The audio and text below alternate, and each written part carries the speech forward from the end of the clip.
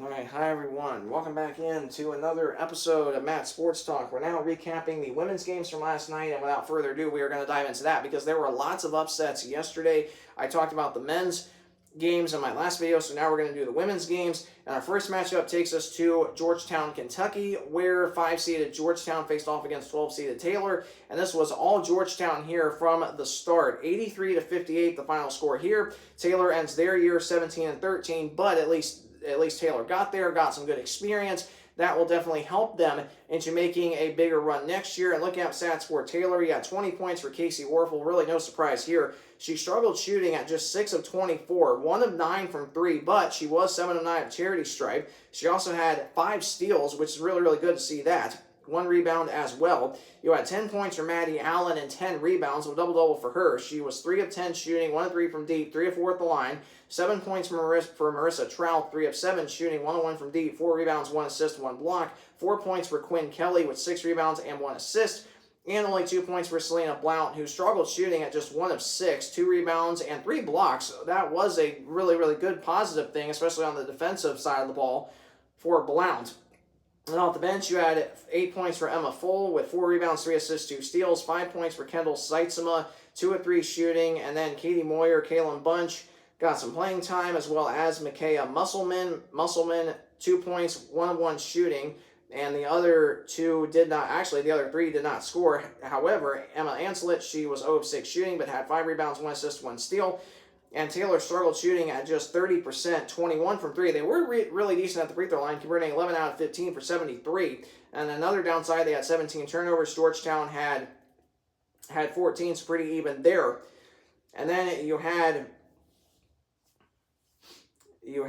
for Georgetown, leading the way was Kyra Freeman, 24 points, 9 of 15 shooting, 4 of 6 from deep, 2 of 2 at the line with 2 rebounds, 4 assists, 4 steals. 4 points for Anna Long, 2 rebounds, 2 assists, as well as 4 steals, and the blocks. Really, really good balanced numbers there.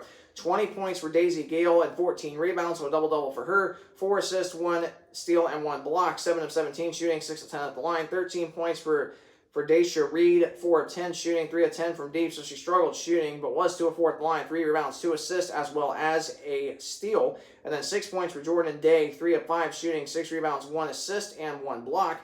Off the bench, you had Adisha Miller, I'm not sure how that's pronounced, so I apologize. 5 minutes of action, did not score. 10 points for Lisha Lazoo, 5 of 5 shooting, 9 rebounds, and 2 steals and 2 blocks. And then Taylor Woodbury with 6 points, 1 rebound, 1 assist, 1 steal. Haley Dillman had 1 rebound, and then Ashley Rojas, 5 minutes of action, had a rebound and an assist. And Georgetown shot better from the field at 46. And they were better from 3 at 33, and they were slightly worse at the free throw line, converting 12 out of 18 for 66. And that was your matchup there. The next matchup takes us to Mackenzie, Tennessee, 8-seeded Langston versus 9-seeded Bethel. And the Bethel Lady Pilots out of Mishawaka, Indiana, with a big upset win here, 67-64. And I actually picked Bethel in my bracket. I might have been among only a few people that picked them, but man, what a win for them. First time they've gotten to the big dance since 2013. So a huge win for head coach Scott Paulsgrove, his assistant Austin Hawkins, and everybody on the team. That is just absolutely awesome to see them represent the Crossroads League like they did. And leading the way for Bethel, they had some good scoring. 12 points for Isabel Scales. She struggled shooting at 2 of 7, but she was a perfect 7 of 7 at maturity stripe. 4 rebounds, 2 assists for her. 11 points for Olivia Nickerson, 4 of 8 shooting, 3 of 6 from deep, 3 rebounds and 1 steal. 5 points for Jasmine Smith, 4 rebounds, 2 assists and a steal. And 6 points for Mariah Claywell, who struggled shooting at 3 of 10, but she had 3 rebounds, 2 assists, and a steal. And 10 points for Isabella No, 4 of 6 shooting, 2 of 3 from deep, 4 rebounds, 4 assists, and a steal. Off the bench, Hannah Ruddle with 4 points and a rebound. 10 points for Jocelyn Marshall, 4 of 5 shooting, 2 of 3 from deep with 2 steals. 7 points for Justice Williams with 3 rebounds and 2 assists. And 2 points for Love Rain Gaskins with 2 rebounds, 2 assists, and a block. And Bethel shot excellent from the field at 43, excellent from 3 at 47. Now, they kind of struggled at the free throw line, converting 10 out of 15 for 66. And then for Langston, they struggled shooting at just 36, really struggled from 3 at 22, but they were better at the free throw line, converting 15 out of 19 for 78. Leading the way for Langston was Janiah Tucker with 22 points, 5 of 6 at the line, 3 rebounds, 3 assists, 3 steals, 1 block. 12 points for Ariana Hunter, 4 of 4 at the line, 6 rebounds, 1 assist, 2 steals. Only 2 points for Layla Curry, but she had 4 rebounds and a block. 5 points for Alyssa Palmer. 5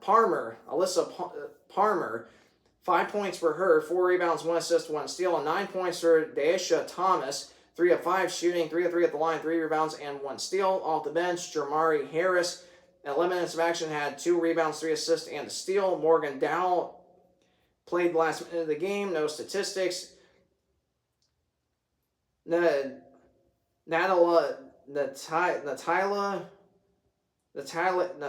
Natalia Jones, I apologize for in case if I'm mispronouncing her name. 9 minutes of action, 1 assist, 2 points for Amaris Timmons, 1 of 1 shooting, 4 points for Autumn Simon, 2 of 5 shooting with 5 rebounds, 1 assist, and 3 blocks. 2 points for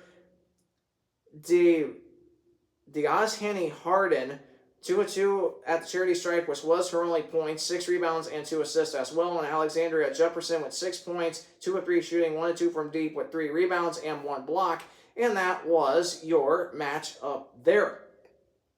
The next matchup takes us to Spring Arbor, Michigan, where 6-seeded Spring Arbor faced off against 11-seeded Indiana Tech, and Spring Arbor the winner here, 59-56. And this was another game where I picked Spring Arbor, and Spring Arbor does get the win. And leading the way for Indiana Tech, Ryan Moore with 22 points, 9 rebounds, 1 assist, 1 steal, 1 block. 4 points for Madison Weiss, 5 rebounds, 4 assists, 2 steals. Only 5 points for Taylor Covington. So a really, really big surprise. Spring Arbor's defense held her to just 2 of 18 shooting. 5 rebounds, 3 assists for her. You got 5 points for Durbin Thomas, 4 assists, 2 steals, 2 rebounds. 11 points for Jaden Gawley, 5 of 9 shooting with 10 rebounds, double-double for her, 1 steal as well. You had Gabby Ritchie with 4 rebounds, 1 assist off the bench. 9 points for Jacqueline Cruz. Now, 7 of the 9 were at the charity stripe, though. 3 rebounds and 1 steal for her. Avery Collins, 1 minute of action, no statistics. Same thing for Ava Smith in 4 minutes of action. And Indiana Tech really struggled shooting at just 33, 16% from 3 as well, so not good numbers there. But they were decent at the free throw line, converting 11 out of 16 for 68. And then leading the way for Spring Arbor, you had 12 points for Ashley Weller, 4 of 9 shooting with 3 rebounds and 3 steals. 11 points for Emma Smyska, 4 rebounds as well. 9 points for Haven Chapman, 7 rebounds, 2 assists, 2 steals. 2 of 3 shooting from deep. So really, really good to see that out of the freshman. 4 points for Elena Colesa with 6 rebounds, 4 assists. 6 points for Megan Zeitz, 4 of 5 at the charity stripe. 5 rebounds, 3 assists, 3 steals, 2 blocks. Really, really good to see that. And off the bench, you had Lexi Linder, played 3 minutes, no statistics. You had Madison Sosini with 2 points and 9 minutes of action. Rachel Reichert, 3 minutes of action, no statistics. Rylan Goodwin, 12 points, 4 of 11 shooting, 1 of 4 from deep, 3 of 4 at the line, 4 rebounds, 1 assist, and 1 steal. And then you also had Aubrey Crockett, 3 points with 5 rebounds and a steal. And Spring Arbor, they didn't shoot the ball really much better, 37 from the field. They were better from 3 at 31. They really struggled at the free throw line, converting 14 out of 24 for 58. And that was your matchup there. The next matchup takes us to Fort Wayne, Indiana, where 2-seeded St. Francis faced off against 2-seeded St. Francis faced off against 15-seeded Brescia. And St. Francis, the winners here, 84-56. I had St. Francis in this game. And then leading the way for Brescia, 15 points for Caroline Lucas, 4 of 15 shooting, 6 rebounds, 1 assist, 3 steals. You had Brooklyn Stewart with 11 points, 8 rebounds, 2 assists, 1 steal. 6 points for Jenna Cramp, 4 of 4 at the charity stripe, 2 rebounds, and 1 steal. And then off the bench, you had Haley Johnson with 12 points, 4 of 5 at the line, 8 rebounds, 1 assist, and a block for her. You also had 6 points for Shelby Beatty with 1 rebound, 1 assist, and a block. You had 3 points for Gracie Risley with a rebound. And then you also had Tamia Yates, only 1 point, which was at the charity stripe, 1 rebound, 1 assist for her. Jennifer Lee with 2 points and 2 assists plus a rebound. And Brescia shot 30 from the field, 33 from 3, so not great numbers. They were really good at the free throw line, converting 16 out of 21 for 76. However, they were forced into 21 turnovers. St. Francis only had 13, so that was pretty much all you need to know there. And for St. Francis, they shot way better from the field at 53, way better from 3 at 40. They were way worse at the free throw line, converting 14 out of 27 for just 51.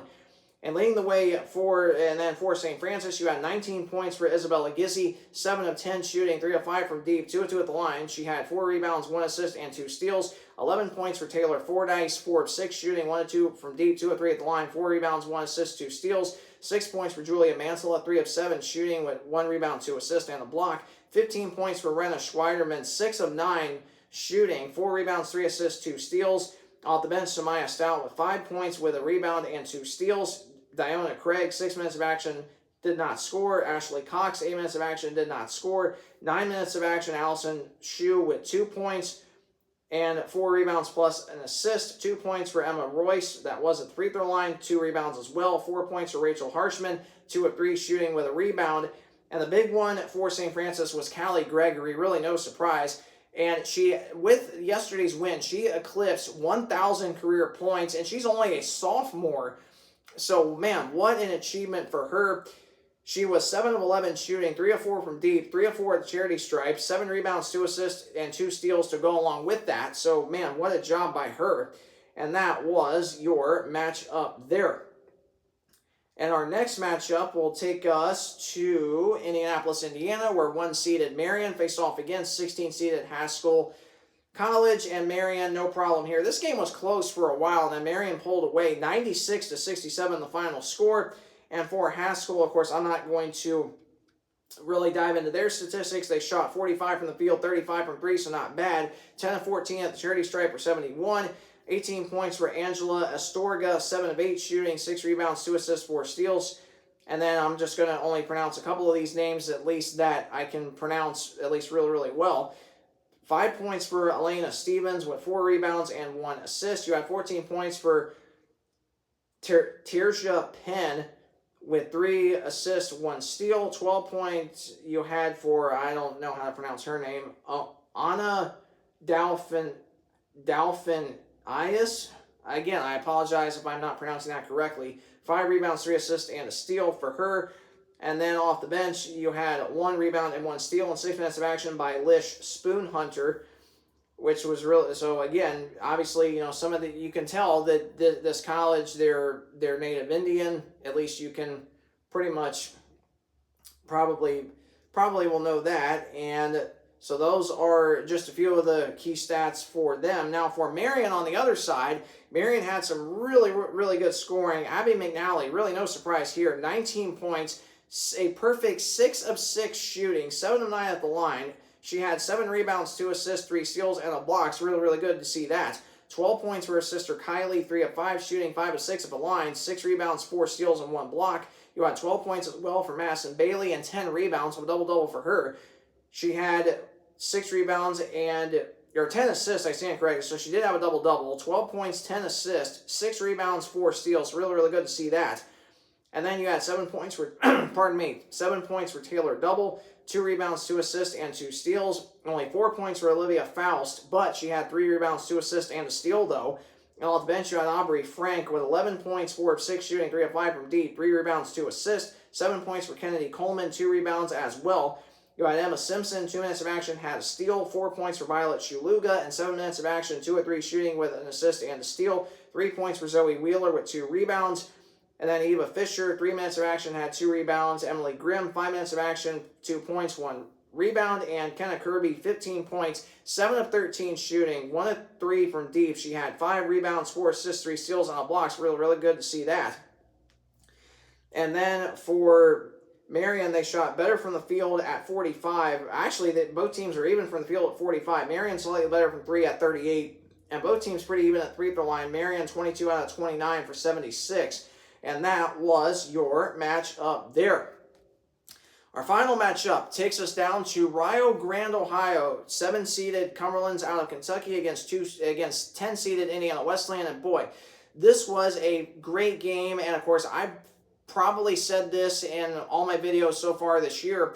Like, I honestly, thought that IWU's overtime win on senior day against Bethel was my favorite memory of the year. Well, this one last night definitely was as well. This was another overtime victory, 76-69. The Wildcats prevailing here, and another massive upset. And honestly, like I picked Cumberlands to win this game. However, mentioned that I would not be surprised if the Wildcats won this game. The Wildcats, they are they are the second hottest shooting team out of the Crossroads right now. I mean, that's just what they are, and they are, man, they are a team that they want wins. And I know they've had a season that they have not been known to have. And of course, over the last, the previous 4 years, this was a Lady Wildcats team that in the previous 4 years outside of this year, the previous 4 years, this is a Lady Wildcats team that has had at least a 29 plus win season. So obviously, a 28 plus win season, I should say. But and again, obviously, everybody knows that they're having a season that they've not been known to have. Everybody knows that they are going to be way better next year with the incoming recruiting class they have in. One of the best recruiting classes I think I've ever seen that head coach Ethan Whaley has had. So again, this is going to be and again, I've said this too, I think this is just a precursor, so to speak, of what this Lady Wildcats team is going to do next year. Now, do I think next year that they have the capability of going out to Sioux City and potentially winning a national championship or at least getting to the Final Four next year? Yes, absolutely. I definitely think that this is a Lady Wildcats team that definitely will have the ability to do that next year.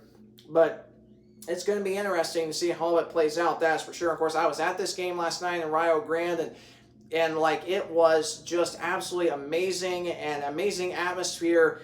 And after the game, I was so excited. I went straight out to the hallway and waited on the girls to come out of the gym on their way back to the locker room, and I was so excited, jumping up and down, and as they come out, I was just screaming. I'm like, let's go! But I'm like, come on, and just so excited, and a couple of them high-fived me, at least the ones that did. Kylie Bettinger, she's like, yeah, Matt, let's go. And you also had Ellie Kelleher, Saltmore, she high-fived me, and all smiles. And I don't remember, oh yeah, Ayla Krieger, the young freshman, she was the third one. She's like, yeah, Matt, let's go. They were just so excited, and man, it was an awesome, awesome time. That's for sure, and I would not have wanted to be anywhere else last night but down at Rio Grande. Of course, I know here in Mount Vernon we had that big windstorm yesterday, knocked out power for over 10 hours. So again, we would not have been able to do really much here at all yesterday. So again, really, really glad we got the chance to go down to Rio Grande. First time ever that we have attended an opening round national tournament game on the road. So that obviously was a first this year for us. So it's super, super fun. And hopefully next year we'll be able to host at Indiana Wesleyan and the brand new facility that we'll be playing in next year. So again, that is, again, something else I'm really, really excited about. That is for sure. And of course, after the game, got the chance to talk to a few of the players. I got to talk to, Ayla Krieger and Corinne Grivey, as well as Ellie Kelleher, and got a chance to talk with them and build memories with them, and that was just absolutely amazing. And Corinne told me, she's like, Matt, she's like, we love your support, like seeing you sitting over there just fired up with so much juice. She's like, we so appreciate that. Please keep doing that at every single game. And I'm like, absolutely. Like next year in a new facility, I'm going to be bringing that extra juice, y'all. I am going to be doing that. There's just no doubt whatsoever in my mind, because I will be doing that. It is going to be an awesome, awesome year next year. And who knows? Maybe the Wildcats will pull off another major upset tonight against Rio Grande. Going to be a very, very tough game for them. But again, you never know. And we've already seen plenty of upsets this year, so anything can happen. So recapping the games from last night, you had Ayla Krieger. Man, the freshman just lit it up. 30 points. Now, she did struggle shooting at 10 of 26, but 7 of 11 at charity stripe, 6 rebounds, 5 assists, and a steal for her. 7 points for Mila Browning, 3 of 3 shooting. So, man, what a job the other young freshman did. 7 rebounds, 2 assists for her. You had 3 points for Kylie Bettinger, just 1 of 4 shooting, but it was mainly her defense that definitely was a big difference maker. You had 8 points for Addie Hovey, 4 of 7 shooting, 7 rebounds, and a block for her. And 2 of the points that she had was late in the game, under a minute to go, as it was a double team. That Cumberland's, they double team Krieger, and Addie was wide open at the basket. Wide open layup, and that basically sealed the game. Man, I was so excited about that. I'm like, yeah, let's go, Addie. Come on. This is just awesome. And then her sister Jade only had 4 points, 2 of 3 shooting, 1 rebound, 2 assists, and a steal for her. Off the bench, you had Haley Amy with 1 rebound. And again, she struggled at the free throw line, just 0 of 4, but a really, really good defensive effort too. And you had 2 points for Tori Thompson, 7 minutes of action, 1 of 1 shooting with a rebound. And again, Thompson was another player, pretty much a substitution, offense for defense type player. She played really good defense as well. And then Corinne Grivey, 3 points and 9 minutes of action, 1 rebound for her. Again, another player that really, it was just a kind of a defensive substitute, kind of an offense for defense substitution, so to speak. And then how about this? Emily Mattingly, in her return, she of course got injured back on February 4th at home against Huntington. Had and tore, she I believe had a. I don't remember off the top of my head exactly what. I know it was a knee injury, really, really bad, and really nobody expected her to even be cleared. And last night she was in uniform. It really surprised, me and my brother, and so she played, and she played absolutely hard with grit and determination. Played her tail off all 40 minutes. So again, and that's what it's all about. Like when you're going through so much adversity, you go out there on the court.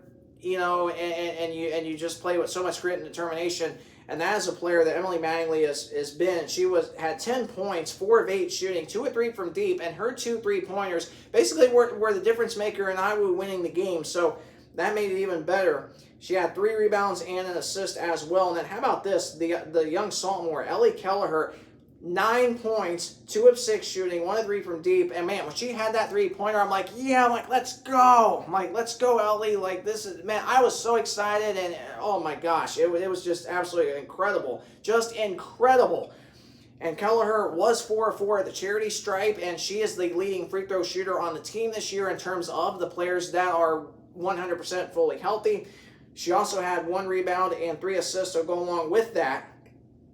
And Iowa, they didn't shoot bad from the field at 45. They struggled from 3 at 29 and really, really struggled at the charity stripe, converting 12 out of 25 for just 48%. Again, this is something that has done the Wildcats in terms of being on the road, where they have really struggled at the free throw line. And then for the Cumberlands of Kentucky, you had 25 points by their best player, Joy Kendrick, who's a senior, 10 of 16 shooting, 4 of 7 from deep, 3 rebounds, 1 assist for her, 5 points for Zoram Fredericks with 10 rebounds, so not quite a double-double. 1 assist, 1 steal for her. 5 points for Lakin Burke with 4 rebounds and 1 steal. You had 9 points for Jaden Carrico, 3 of 4 at the charity stripe, 1 rebound and 1 steal for her. And 9 points for Darcy Anderson, 4 of 9 shooting, 1 of 4 from deep, 6 rebounds, 1 assist.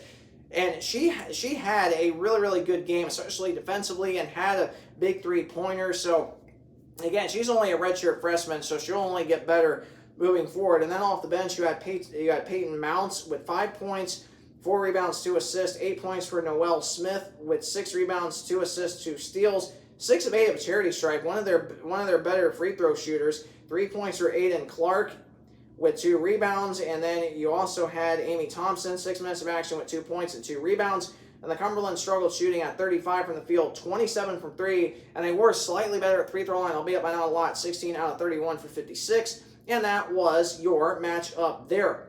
So previewing the upcoming games for today, beginning at 3 o'clock, you'll have 7-seed College of Idaho, 2-seed St. Francis. You'll have a 9-seeded Bethel versus 1-seeded Freed Hardman. That should be a really, really good game. So again, make sure that if you want to watch any of these games, you can catch them on if you do an internet search or go to the NAIA website, click on first and second round schedule. It'll give you all the video and the live stat links, so you can keep up with all these games live.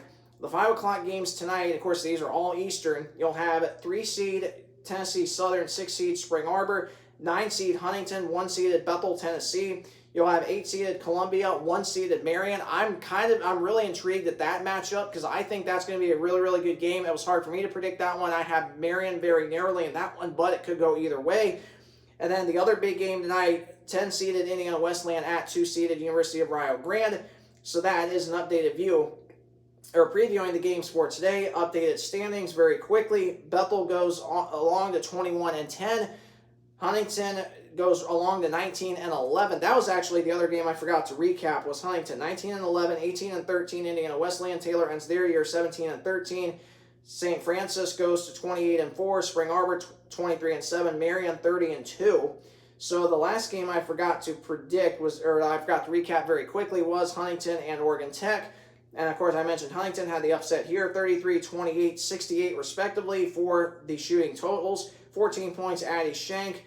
11 points, Kendra Sheets. 8 for Annika Nelson. Tegan Akers did not score. 6 points for Liv Raby. Kendall Yoakum, 12 points off the bench. 3 points for Peyton Hartsoe and Lauren Merritt as well. And again, I'm not going to dive into specific shooting numbers because this video is over 25 minutes, and this is about the limit I want to keep the videos at.